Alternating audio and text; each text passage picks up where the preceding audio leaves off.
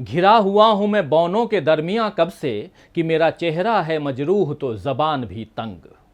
नमस्कार, मैं हूं राजीव और आप देख रहे हैं घूमता हुआ आईना। 7 साल पहले जब नरेंद्र मोदी प्रधानमंत्री की कुर्सी पर बैठे थे तो देश की राजनीतिक तस्वीर ही बदल गई थी। भाजपा के प्रचार तंत्र और मीडिया ने मोदी मोदी का ऐसा माहौल बना दिया मानो देश में उनके अलावा कोई नेता ही नहीं बचा।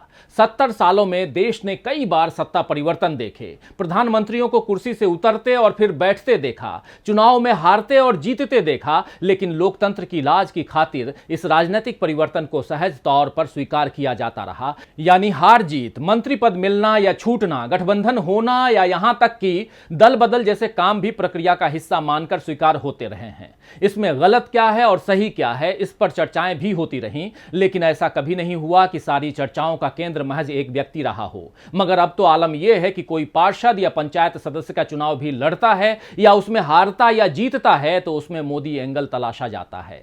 कोई किसी पद पर बैठे तो मोदी जी की खातिर बैठे और हटे तो भी मोदी जी की इच्छा से हटे। कोई अपने दल में बगावत करे तो मोदी जी की खातिर, और दल बदलकर भाजपा में आए तो भी मोदी जी की खातिर। इस देश ने इंडिया इज इंदिरा जैसी चाटुकारिता भी देखी, लेकिन लोकतंत्र फिर भी बचा रहा। अब तो व्यक्तिवाद का ऐसा दौर देश देख रहा है जिसमें लोकतंत्र को गहरे दफन किया जा रहा है। लेकिन व्यक्ति पूजा में डूबे लोगों को यह याद रखना चाहिए कि लोकतंत्र की ताकत बहुत बड़ी होती है। इस ताकत का एहसास हमें तब होता है जब राहुल गांधी जैसा कोई नेता सरकार को बिना लाग लपेट के आईना दिखला देता है, या ममता बनर्जी जैसा कोई नेता सत्ता की ललकार का सामना करते हुए उसे हरा देता है। और लोकतंत्र के आगे वो लोग भी झुकने पर मजबूर हो जाते हैं जिनके बारे में यह धारणा बना ली गई है कि उनकी चौड़ी छाती उन्हें कभी झुकने नहीं देगी। तो दोस्तों, आज आईने की नजर से यही पड़ताल करने की कोशिश करेंगे कि कैसे 7 सालों तक सिकंदर की तरह रहने वाले मोदी जी अब झुकने पर हो रहे हैं मजबूर, और यह भी समझेंगे कि इस मजबूरी के पीछे संघ की क्या भूमिका है। संघ एक ओर देश में सत्ता के लिए नए समीकरण बिठाने की कोशिश में लगा हुआ है, वहीं राहुल गांधी लगातार संघ को खरी खरी सुना रहे हैं। हालांकि उनके निशाने पर भाजपा है। सत्ता और संघ या मोदी और राहुल के इस उलझे हुए राजनीतिक समीकरण पर भी चर्चा करेंगे, लेकिन उससे पहले यह देख लेते हैं दोस्तों कि चित्रकूट के घाट पर संघ यानी आरएसएस की बैठक का असली मकसद क्या था। रामचरितमानस के रचयिता तुलसीदास जी कह गए हैं कि चित्रकूट के घाट पर भई संतन की भीड़, तुलसीदास चंदन घिसे तिलक करे रघुबीर। और अब 21वीं सदी में चित्रकूट के घाट पर एक बार फिर भीड़ जमा हुई, लेकिन ये संघ की भीड़ थी जिसमें मकसद सत्ता का चंदन घिसकर फिर से भाजपा के माथे पर लगाना है। उत्तर प्रदेश में आम चुनाव से 6 माह पहले चित्रकूट में 9 से 13 जुलाई तक राष्ट्रीय स्वयंसेवक संघ का चिंतन शिविर चला। इस दौरान कई बड़े फैसले लिए गए। संघ ने धर्म, संस्कृति और सियासत तीनों मोर्चों पर तमाम पदाधिकारियों के साथ माथापच्ची की। हाल ही में अल्पसंख्यकों पर किए गए बयान को लेकर चर्चा में आए संघ प्रमुख मोहन भागवत ने हिंदू के साथ अब मुस्लिम लोगों को भी संघ से जोड़ने पर जोर दिया और तय किया गया कि इसके लिए मुस्लिम बस्तियों में संघ की शाखाएं खोली जाएंगी। इसके साथ ही संघ ने सोशल मीडिया पर भी सक्रियता बढ़ाने पर जोर दिया है। संघ आईटी सेल स्थापित करेगा जिसमें आईआईटी से पास नौजवानों को मौका मिलेगा। संघ की बैठक में धर्म परिवर्तन के खिलाफ केंद्रीय कानून की जरूरत बताई गई और हो सकता है कि धर्म परिवर्तन को लेकर केंद्र कोई कानून पारित करवा दे। हालांकि अभी इस बात पर उलझन है कि 2024 के घोषणा पत्र में शामिल कर इस मुद्दे को चुनाव में भुनाया जाए या फिर लोकसभा चुनाव से पहले पारित कर इसे अपनी उपलब्धियों में गिनाया जाए। देश में अल्पसंख्यकों की बढ़ती आबादी पर भी संघ ने चिंता दिखलाई। आगामी मानसून सत्र में जनसंख्या नियंत्रण पर प्राइवेट बिल कुछ भाजपा सांसद पेश कर सकते हैं। इस बीच इस मसले पर कानून बनाने की बात संघ कर सकता है। संघ के इस चिंतन शिविर पर देश की निगाहें थीं, क्योंकि जल्दी ही उत्तर प्रदेश समेत 5 राज्यों में चुनाव होने हैं और संघ इस बार फिर भाजपा को उत्तर प्रदेश में काबिज देखना चाहता है। लेकिन उत्तर प्रदेश के सीएम आदित्यनाथ योगी की केंद्रीय नेतृत्व से तनातनी की खबरों के बीच कहा जा रहा है कि संघ की बैठक में तय किया गया कि संघ के कार्यकर्ता जमीनी स्तर पर बात साफ करेंगे कि केंद्रीय नेतृत्व और योगी सरकार के बीच कोई मतभेद या मनभेद नहीं है। योगी सरकार से जनता की शिकायतों को दूर करने के लिए विधायकों के टिकट काटे जा सकते हैं और केंद्र की तर्ज पर बड़े पैमाने पर मंत्रिमंडल में बदलाव भी हो सकता है। तो संघ के इस 5 दिवसीय चिंतन से यह बात तो साफ नजर आई कि लोकतंत्र की ताकत का एहसास संघ को भी हो रहा है। 7 सालों के मोदी जी के शासन के बावजूद अगर संघ को ही चुनावों को लेकर माथापच्ची करनी पड़े, वोट बैंक के हिसाब से नीतियां बनानी पड़े, तो यह साफ है कि दुनिया की सबसे बड़ी पार्टी होने का दंभ भरने वाली भाजपा संघ के आगे बौनी ही है। मोदी जी संघ की ही पसंद रहे हैं। 2014 में तमाम दिग्गजों को दरकिनार करके प्रधानमंत्री के पद पर उन्हें बिठाने में औद्योगिक घरानों के साथ साथ संघ की भी बड़ी भूमिका रही है। लेकिन इसके बाद मोदी जी ने कई फैसले ऐसे लिए जिसमें संघ को असुविधा हुई। मनमाने फैसले और कई मुद्दों पर अड़ियल रवैया संघ को रास नहीं आया। इसीलिए अब ऐसा लग रहा है कि संघ मोदी जी पर अपना दबाव बनाने की कोशिश कर रहा है और मोदी जी संघ के आगे झुकते हुए दिख रहे हैं। इसका सबूत है हाल में उनकी काशी यात्रा, जहां वो मुख्यमंत्री योगी की शान में इस तरह कसीदे पढ़ते नजर आए कि शायद योगी खुद हैरान हो गए। आइए जरा सुनते हैं कि क्या कुछ कहा है प्रधानमंत्री नरेंद्र मोदी ने काशी में। यूपी के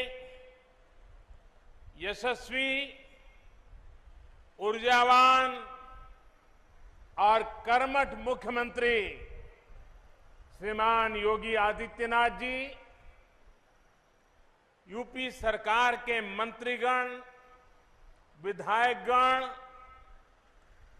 और बनारस के मेरे भाई और बहनों, तो सुना आपने कैसे प्रधानमंत्री नरेंद्र मोदी सीएम योगी के लिए यशस्वी, ऊर्जावान और कर्मठ जैसे स्पेशल शब्दों यानी विशेषणों का प्रयोग कर रहे हैं, जबकि इन्हीं यशस्वी मुख्यमंत्री के लिए उनके जन्मदिन पर बधाई के 2 बोल मोदी जी के मुंह से नहीं निकले थे।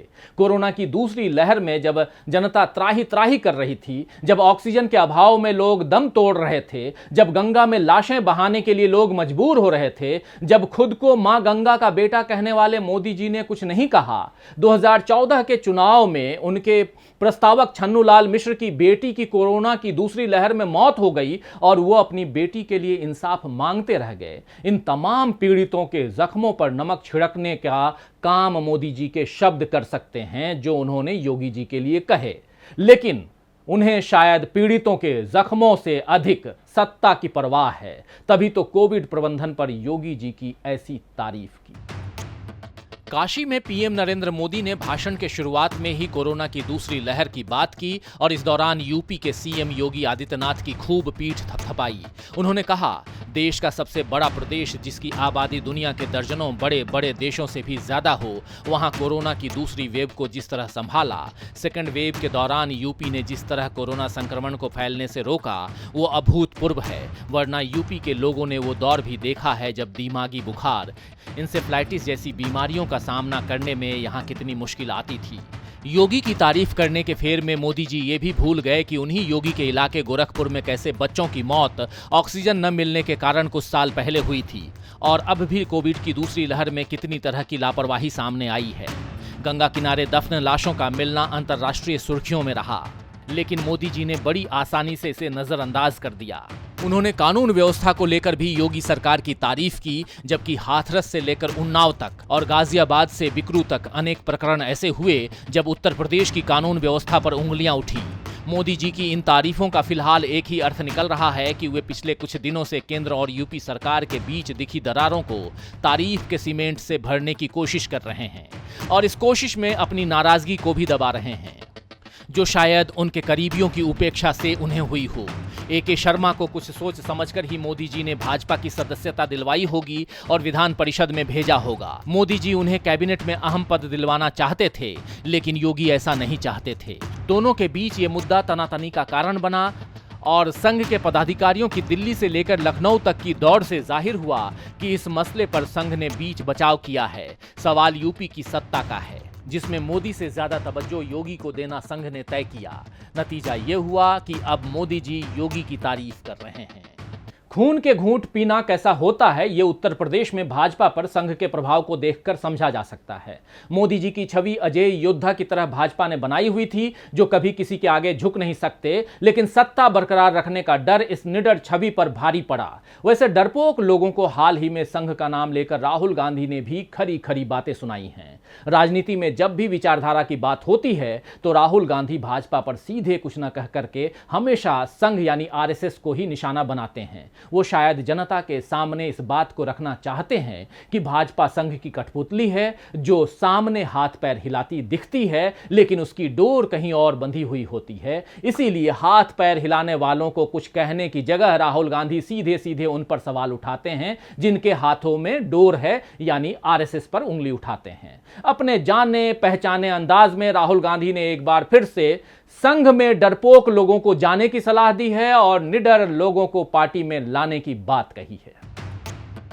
16 जुलाई को कांग्रेस के सोशल मीडिया विभाग के 3,500 कार्यकर्ताओं को जूम के माध्यम से संबोधित करते हुए कांग्रेस के पूर्व अध्यक्ष राहुल गांधी ने कहा कि बहुत सारे लोग जो डरे हुए नहीं हैं लेकिन कांग्रेस से बाहर हैं, ऐसे सभी लोग हमारे हैं, उन्हें अंदर लाइए और जो हमारी पार्टी में हैं और डरे हुए हैं उन्हें बाहर करना चाहिए।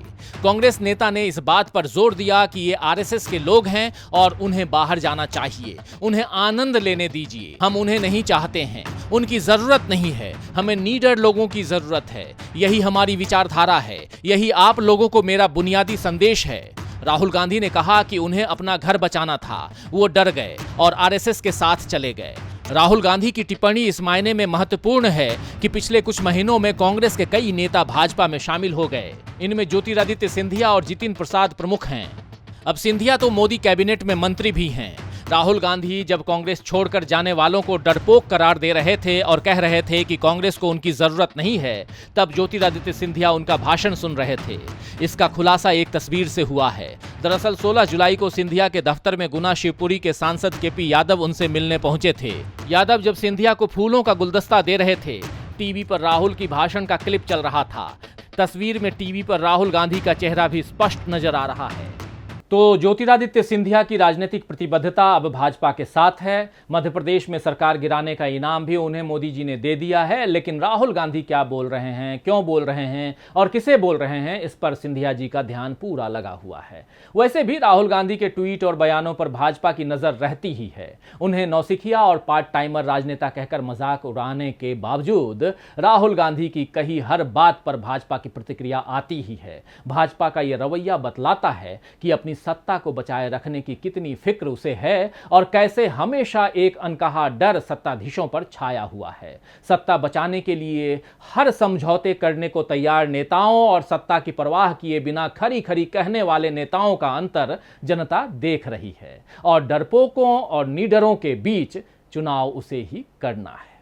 खैर, शायर लैस कुरैशी ने ठीक ही फरमाया है कि मिसाल आईना रखते जो दिल में अक्से जमील, मिसाल आईना रखते जो दिल में अक्से जमील, कभी तबाह न शीशे की आबरू करते। तो आज के लिए बस इतना ही। फिर मिलेंगे खबरों के नए आईने के साथ। तब तक देखते रहिए डीवी लाइव। नमस्कार।